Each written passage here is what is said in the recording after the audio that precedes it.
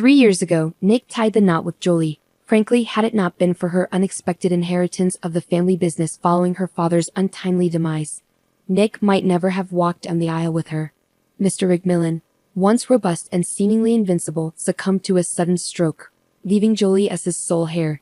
Nick, a charming but idle individual accustomed to leeching off women, couldn't help but take notice. Jolie, swayed by Nick's smooth talk and promises, fell under his spell, while Nick saw in her a golden opportunity, his plan to bide his time until something more lucrative came along. As luck would have it, Jolie's inheritance turned out to be the golden ticket Nick had been waiting for. With her newfound wealth, she became his jackpot. Nick, confident in his ability to manipulate her growing affection, envisioned controlling her fortune for his own gain. Initially, Nick's scheme unfolded smoothly. Jolie, engulfed in grief over her father's passing, leaned on Nick for support, oblivious to his ulterior motives.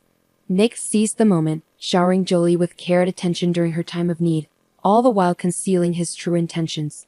He kept up his facade until they exchanged vows, ensuring there was no turning back. After the funeral, Nick proposed marriage, suggesting they wait until Jolie had mourned her father properly. However, when Jolie questioned the necessity of a prenuptial agreement, Nick's true colors began to emerge. "Nick, is this just a business move?" Jolie queried, echoing the sentiments of Mr. Chinland, her father's trusted advisor. "It's humiliating." "Do you think I'm only after your money?" she protested. Nick, taken aback by her defiance, responded defensively, "Honey, it's merely a precaution. We need it just in case. My godfather insists on it. He's always looked out for me, like a second father." Though Jolie's understanding of financial matters might have been lacking due to her privileged upbringing, she possessed a tenacity that transcended her naivety. When she set her sights on a goal, she pursued it relentlessly. Nick, finding himself backed into a corner, begrudgingly acquiesced to all of Mr. Chin's conditions. While the terms of the marriage contract seemed standard, they effectively stripped Nick of any entitlements. It was abundantly clear that Jolie's inherited business and assets would remain solely hers. Nick had assumed he'd have a share in the dividends and the opportunity to amass new wealth. However, the meticulous contract drawn up by a top-tier lawyer dashed those hopes. Despite this setback, Nick convinced himself that the marriage still held benefits. He saw it as a means to tap into his wife's finances without oversight, building his own capital for the future. He planned to siphon money from their joint budget daily, funneling it into his own accounts. Yet Nick's optimism was misplaced once again. Mr. Chinland, a principled and responsible figure, not only oversaw Jolie's business finances but also controlled her personal wealth. Nick found himself restricted in his personal spending, but he remained hopeful, anticipating how the situation might unfold. His patience was eventually rewarded. Despite their efforts, Jolie struggled to conceive, her desire for motherhood overshadowed by repeated disappointment. Initially attributing it to stress, she eventually sought medical intervention after over a year of failed attempts, uncovering the underlying cause of their struggles. Jolie's symptoms, initially dismissed as mere consequences of her busy lifestyle, were ominous signs that her body was in distress, a warning she had chosen to ignore. Eventually, the grim truth emerged. She was diagnosed with cancer. Over nearly 2 grueling years, she endured treatments and suffering with little to show for it. Throughout this ordeal, Nick's role as a husband was merely nominal. His vested interest lay in Jolie's existence being inconsequential, a fact he failed to conceal adequately. While the topic remained unspoken, Jolie couldn't ignore the whispers of her husband's infidelities with numerous other women. Nick, however, fancied himself a master of deception and manipulation. He believed he could convincingly play the part of the devoted spouse to a dying wife without raising suspicion. He considered himself fortunate, convinced that enduring a little longer would secure his desired outcome. Yet Nick's reprehensible conduct became the subject of condemnation and gossip among nurses, hospital staff, and even Mr. Chinland. The latter was both furious and helpless, unable to comprehend Jolie's insistence on preserving a marriage teetering on the brink. Furthermore, the absence of a will left him deeply concerned, as it meant Nick would automatically inherit everything as Jolie's sole heir. That scoundrel stands to inherit everything, including the fruits of Jolie and her father's hard work. It would render everything they've built futile, Mr. Chinland lamented. The elderly man found himself grappling with the delicate task of broaching a sensitive subject with his goddaughter, who, until just yesterday, had exuded health and vitality but now faced an inevitable decline. With each passing moment, her time grew shorter, measured not in months but in weeks. Meanwhile, Nick's anticipation burned bright, his greedy ambitions unmasked in his eager demeanor. He saw in Jolie's looming demise not just tragedy but opportunity, a chance to rid himself of his ailing wife and secure a substantial windfall. Mr. Chinlin silently prayed that he wouldn't have to initiate the discussion about Jolie's will himself. Fortunately, his concerns were unfounded. Jolie took the initiative, revealing a secret plan that left him speechless. Her meticulous plotting, executed with a finesse and ruthlessness he never anticipated, served as a chilling reminder that revenge truly is a dish best served cold. Though Jolie's scheme required little time and effort to devise and execute, it marked the culmination of her earthly journey, allowing her to realize her deepest desires. Sadly, her loved ones did not witness a miraculous recovery. Instead, they bid farewell to Jolie as she passed away, her funeral arrangements meticulously planned and communicated with serene determination, ensuring her final wishes were carried out with precision. The day following the somber farewell ceremony, the notary summoned those named in Jolie's will for its official reading. Nick was taken aback by the unexpected news. He had been convinced that his wife had not taken the precaution of drafting such a document, assuming he would naturally inherit everything, as the law often dictates in such circumstances. Nonetheless, clinging to a glimmer of hope, he reluctantly attended the meeting, accompanied by his new mistress, the stunning Shirley. Upon entering the notary's office, Nick was surprised to find Mr. Chinland and Jolie's friend, Kurt Turgan, in attendance. However, what truly caught him off guard was the sight of Kurt pushing a stroller containing a baby boy. Despite being aware of Kurt's marital status and recent parenthood, Nick's astute instincts quickly pieced together the puzzle, revealing a hidden agenda at play, a realization that left him feeling outwitted. Nevertheless, curiosity compelled Nick to stay and discover the contents of Jolie's will, despite his growing apprehension about its potential humiliation. For what felt like an eternity, silence enveloped the room as each individual occupied their own corner, waiting in tense anticipation. No further attendees arrived, leaving the notary to prolong the preamble, emphasizing the solemnity of the occasion and the honor of carrying out the deceased's final wishes. Even then, Nick could discern from the wicked grin etched on Mr. Chinland's face that the contents of the will were a clandestine affair reserved solely for him. Finally, Nick's name was called. "To my lawful husband Nick, I deny the inheritance," declared the notary, the words ringing with a stark finality. As the brief yet impactful sentence echoed in the room, the notary turned to Nick, prompting him to confirm his understanding of its significance. With a heavy heart and a sense of profound humiliation, Nick could only nod in acquiescence. In that moment, Shirley reached for his hand, ready to defiantly depart, but Nick firmly kept her in place, ignoring her questioning gaze. Though every fiber of his being urged him to flee from the scene of his public disgrace, the drama was far from over, and the invited spectators demanded closure. With a measured pause, the notary continued. "I bequeath all my personal property to my only son, Robert Turgis, until he reaches adulthood. I appoint his father, Kurt Turgan, and Mr. Chinland as guardians and administrators of his estate," announced the notary, dropping a bombshell that reverberated through Nick like a devastating blow to the gut. The revelation of Kurt's paternity shattered Nick's patience, eliciting a shocked cry of disbelief. Yet, aside from Nick and Shirley, the revelation elicited no surprise from the assembled witnesses. "Is the boy Jolie's biological child?" Nick's voice trembled as he gasped for breath, his words punctuated by desperation. "Yes, Robert is the biological son of Jolie and Kurt," Mr. Chinland confirmed, his tone resolute. "She hasn't been pregnant in the last 2 years. It's impossible." Nick grasped at straws, though he knew all too well that modern science had rendered pregnancy unnecessary for parenthood. "The marvels of medical progress never cease to amaze," Mr. Chinland remarked, observing the unfolding scene with a mix of pity and detachment. For Kurt, the memories of 2 years prior flooded back, a chilling reminder of the moment he learned of his best friend's grim prognosis. He marveled at her composure as she calmly discussed her limited time and her unwavering determination to fulfill her maternal longing.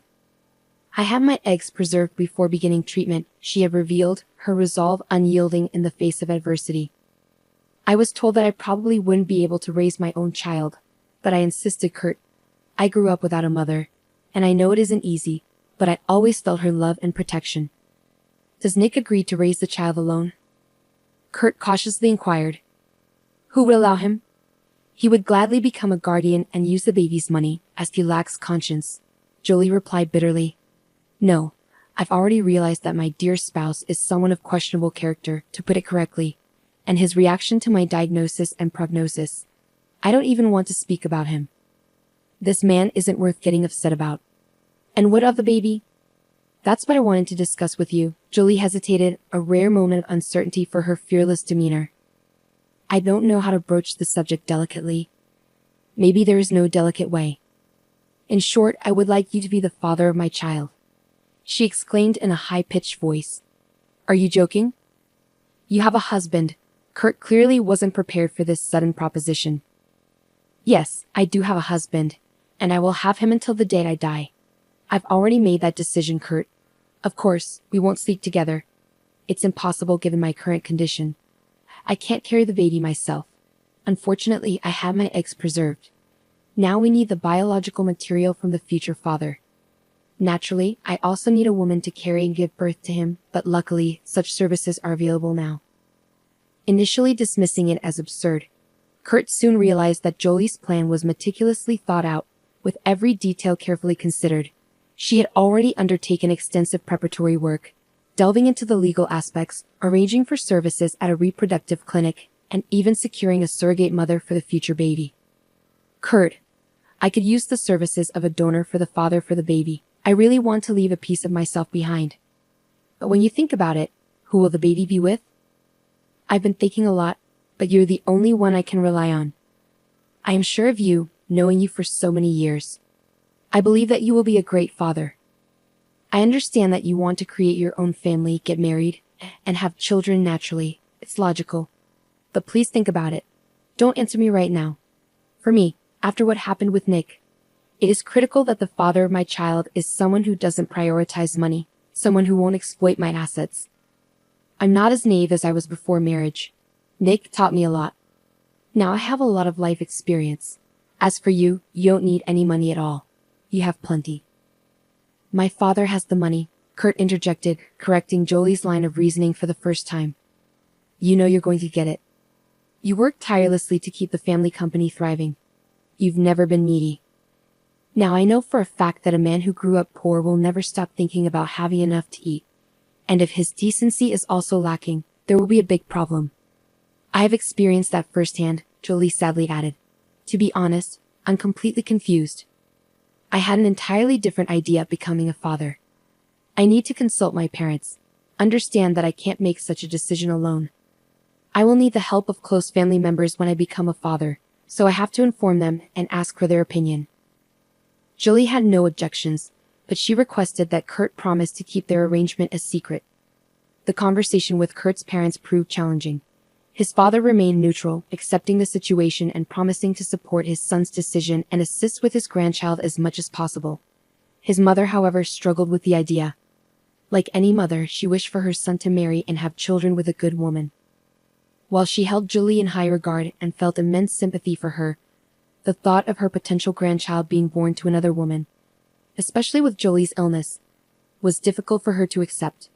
Could the child inherit the disease, she asked, the question lingering uncomfortably in the air. Though hesitant to broach such a sensitive topic, she couldn't ignore the potential risks to her grandchild's health. Jolie does not have a hereditary form of the disease, Kurt reassured her, alleviating some of her anxiety, though not entirely. After careful consideration, she expressed her support for her son's decision, albeit with lingering concerns. Kurt himself grappled with uncertainty. Jolie's proposal had caught him off guard, but after much contemplation, he found no reason to refuse. When he conveyed his approval to Jolie, she was overjoyed, and they began to execute her plan methodically.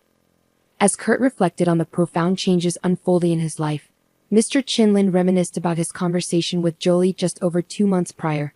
Beginning with expressions of her respect and admiration for him as a father figure, she eventually revealed her request for him to become her son's guardian. Initially dismissing it as delirium, Mr. Chinlin was left in shock as Jolie detailed the entirety of her plan. Not only had she and Kurt made a bold decision, but they had also managed to keep it hidden for so long. How old is the baby now? Mr. Chinlin inquired. Robert is 8 months old. Jolie beamed. You both truly know how to surprise, Mr. Chinlin remarked, still reeling from the shock. I don't want Nick to find out about the child until after I'm gone. He'll only learn of it when my will is read. It's already been drawn up and is in the hands of the notary. However, there's one aspect we still need to address. Robert will only have one legal guardian. Upon reevaluating many aspects of my life, I've decided not to leave anything to chance. Kurt has parents, so if anything were to happen to him, Robert would go to them. But I want you to have legal rights as well, just in case. With his keen understanding of people, the elderly man recognized the potential danger in confronting Nick directly, even though Jolie's husband undoubtedly deserved such treatment. In the hushed atmosphere of the notary's office, everyone was lost in their own thoughts.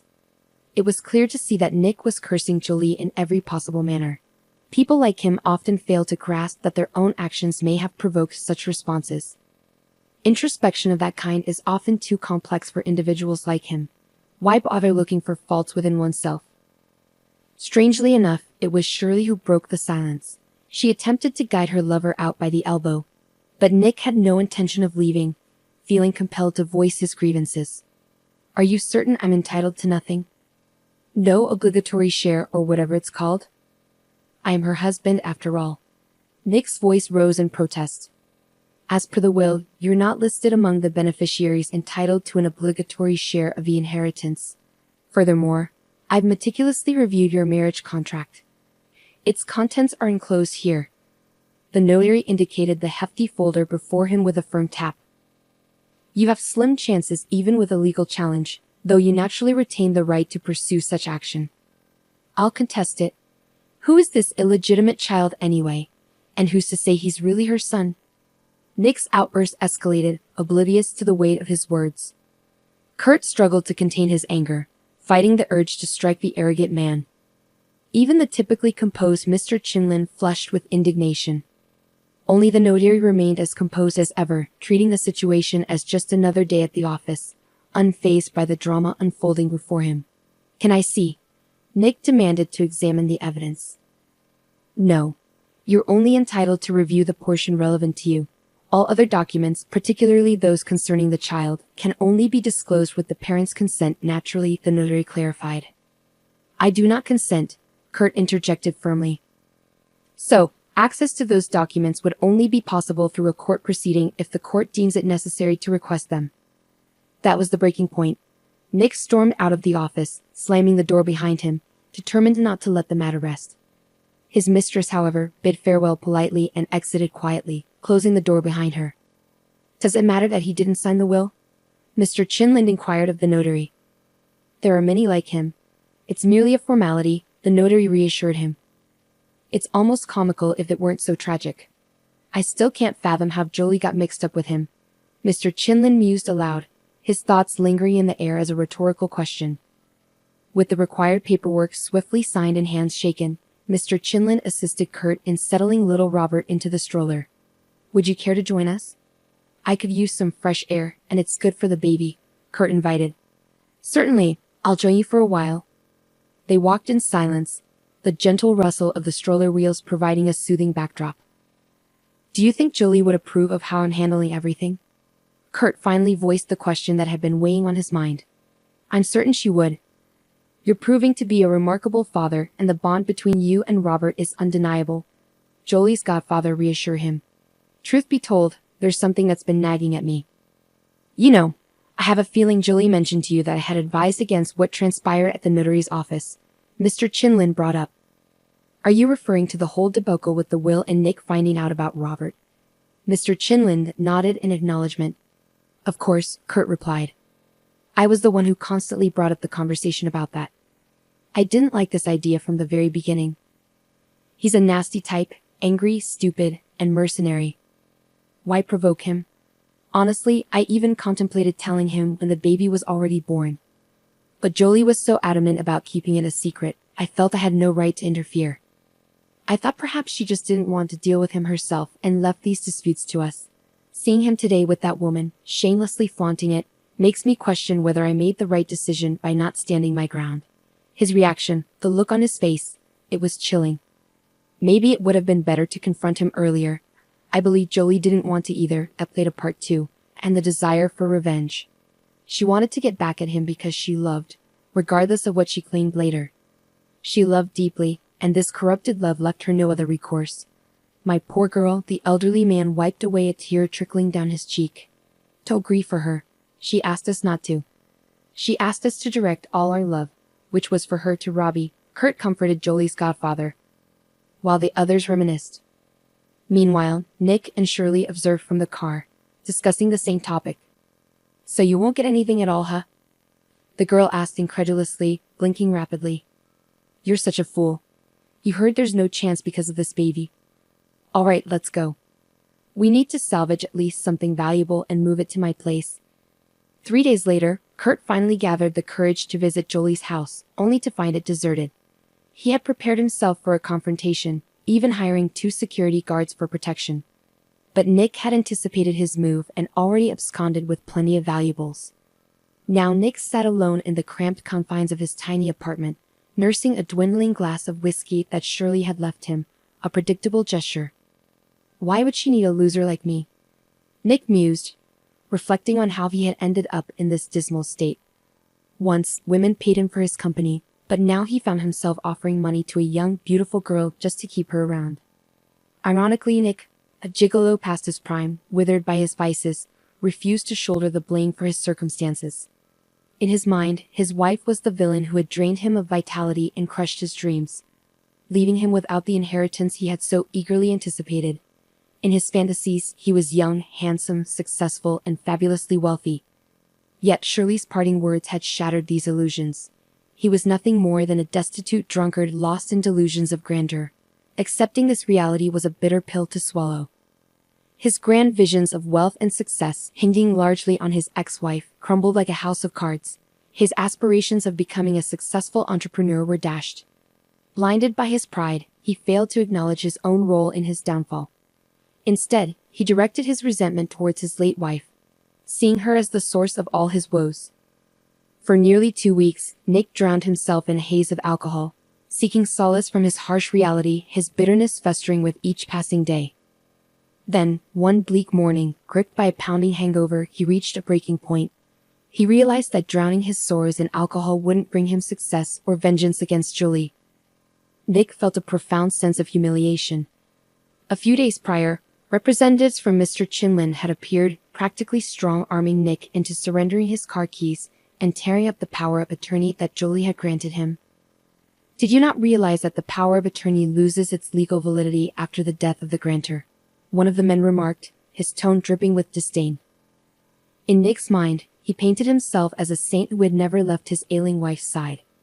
Conveniently, he brushed aside his own endless scheming, gambling habits, alcohol abuse, and dismissive treatment of his wife. How unfortunate that she's dead, and I can't lash out at her, he had thought countless times. I barely suppressed my urge, convincing myself that my patience would be richly rewarded.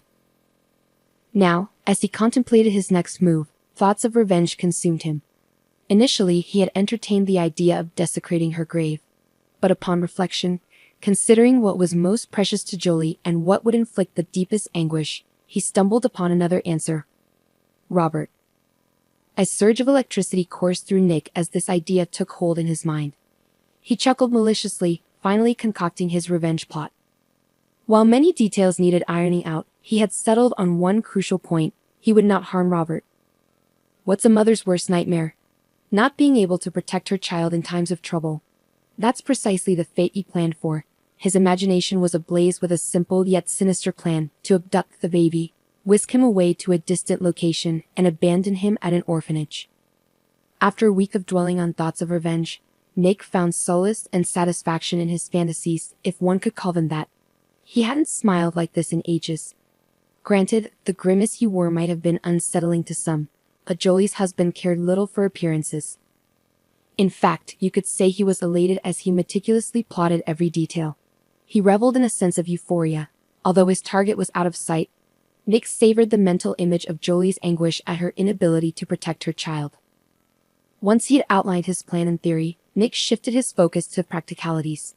He needed to gather intelligence on Robert's movements and the people he encountered outside the house to pinpoint the perfect time and place for his crime. Having known Kurt well in the past, and even having visited his parents' house. Nick was aware of their affluent suburban community and its heightened security. As he delved deeper into his scheme, he became acutely aware of the obstacles he would face. He couldn't predict how long he'd spend surveilling from the cover of the forest, peering through binoculars, studying the child's routines and activities. Was the risk worth the reward? Without a doubt, Nick reasoned with himself.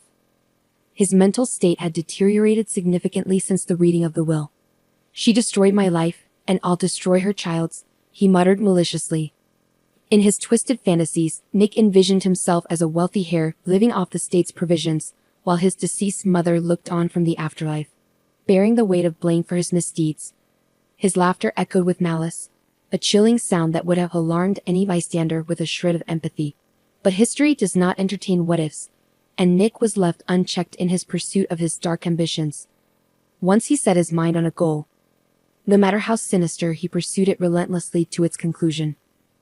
For 2 full days, Nick didn't just watch but meticulously prepared the groundwork for his scheme.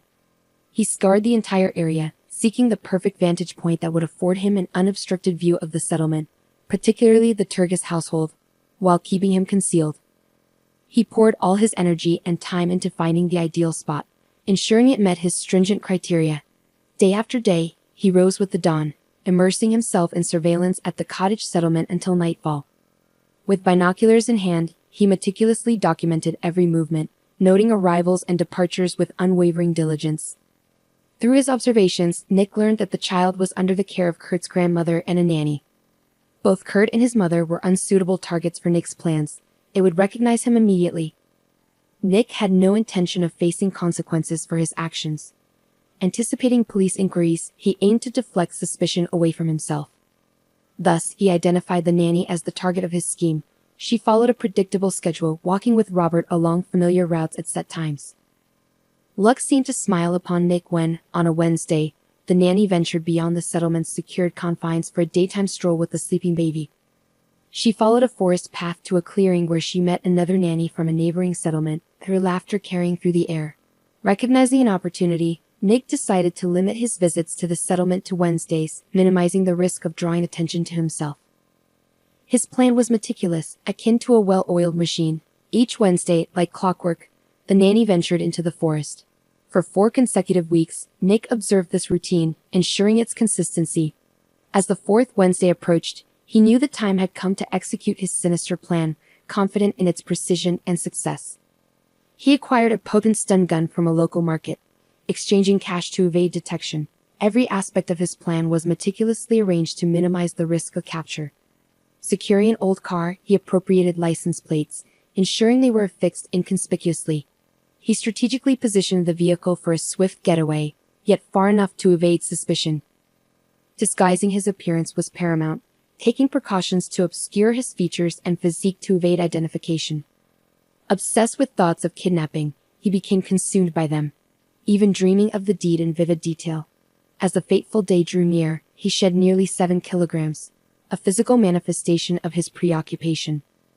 A haunting aura of neurosis and fixation began to manifest in his countenance, a visible testament to his unraveling psyche. On the appointed Wednesday, he parked in his chosen spot, his nerves taut with anticipation. As he spied the nanny guiding the stroller down the path, a tremor of apprehension coursed through him.